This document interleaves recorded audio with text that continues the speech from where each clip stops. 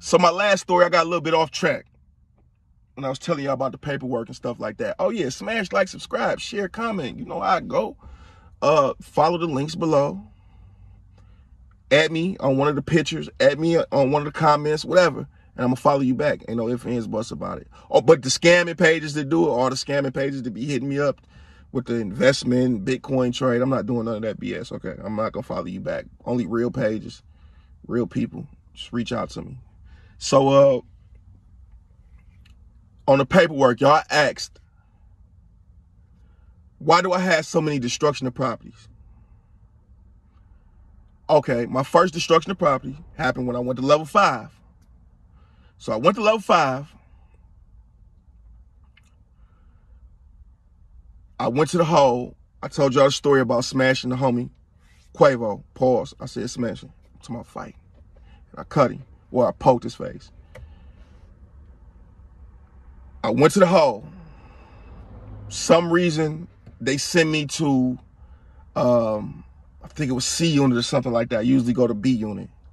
So they sent me to C unit to the hole. They put me in a cell behind the homie Aki. Aki off his medication. He went crazy.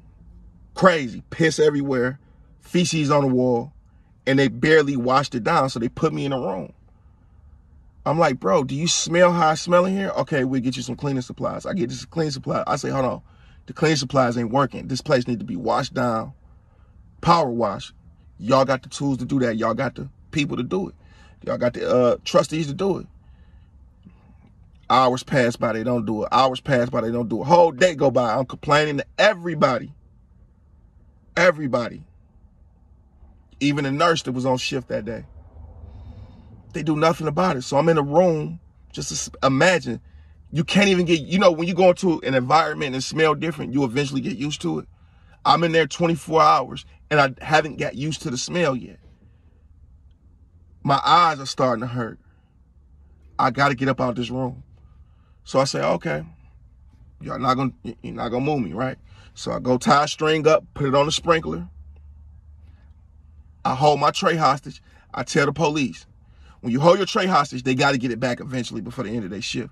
So even if they got to suit up and come in your room, that's what they got to do. If they got to gas you, they're going to come in your room and get that tray because you can make weapons out of it. You got to give the tray back. So if you refuse to give your tray back, the consequences is putting you on food loaf. And food loaf in the morning is nothing but bran cereal and oatmeal smashed together and baked. In the afternoon is nothing but peas, beans, and oatmeal smashed together. But believe it or not, you get more full off the meatloaf. I mean, excuse me, the food loaf than you do regular trays. In a whole, you don't get no extra food. Ain't no store as far as you get no extra commissary to eat. You get cough drops and envelopes and medicine off the store in the whole. That's it. So you got to send envelopes for people extra food that they don't want. So you real hungry. And if you a fat boy like me and I got to eat when you bored, the whole is miserable. So sometimes you got to get put on food loaf to actually get full. Because you forget how I feel to get full, but your stomach will shrink and you will lose weight. So anyway, I hold my tray hostage. They wouldn't call their supervisor. They wouldn't call the shift lieutenant. Sergeant came, he didn't want to hear, you better get a tray back. I said, okay, well, I'm keeping a tray. I'm going to make y'all suit up, do all this paperwork to come in here and get me. And I'm going to pop the sprinkler and flood everything. So y'all going to have to help the trustees. Because I'm on the bottom floor too. So it get on the computer cores, everything like. So I said, I'm about to do this. Like they say, you about to go home. I said, I'm about to max out. I don't care. I don't have to see no parole board. Well, he wanted to call my bluff. So I poured the sprinkler. Water running everywhere. I mask up.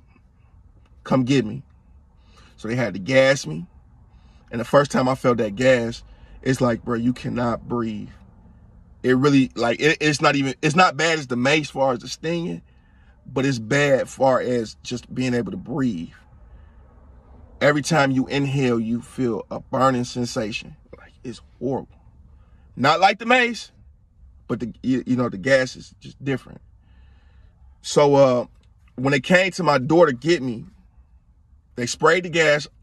I wet the shirt, put it around my face. They couldn't get me. Cuff up, cuff up, cuff up. I didn't do it. They take and point the pepper ball gun at me. I take my mattress, put it over the door so they wouldn't shoot me. So now they wrestling, trying to push the mattress back. Dude, like, that, we're going to have to go in. Like, 10 minutes later, they couldn't get me. They just kept spraying. If they would have gave it another minute, I would have, hey, I'm done. But he cracked the door, which he wasn't supposed to do until I was cuffed up. But he cracked the door, came in, and they wrestled me down, put their knees all on my head, my back. Even when I surrendered, they would knee me. The camera that they're supposed to have on you was pointed this way when they was hitting me in the head. And since that moment, it was war. Since that moment, it was war. So I eventually get off Food Loaf, get off the hold sanctions. They moved me to a top floor again. It was a sex offender. I forget his name. White guy, about 19 years old. He was filling on a 6-year-old. So with everything I learned in prison, I know sex offenders are the most gullible, the most scary, and most manipulated. Now, all of them, don't get me wrong, you try that on some sex offender, they kill you. But most of them, and especially the white guys, it's cowards. Cowards. So I tell him, hey, look, dude, I'm not even in the gang. I'm just a Moorish American. I'm in an organization that don't even allow white people. They don't do it in prison. You can't be white. You can come to service, but you can't be a part of this. And not out of racism, just because the rules say they can't. You explain that too.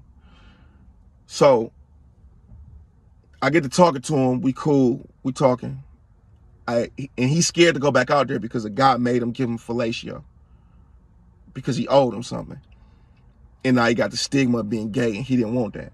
I said, bro, I could wipe all that away. I could let everybody know that was a rumor. I could let everybody know that was this or that.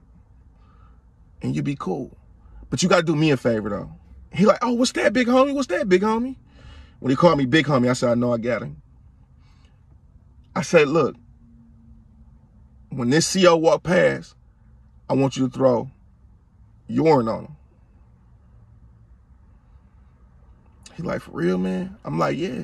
He like, ain't that gonna give me more time? I say, no, man, you already in level 5. It's just gonna get you more sanctions. He like, oh, okay. I think he knew deep down inside to get him another case, but he just wanted to do it.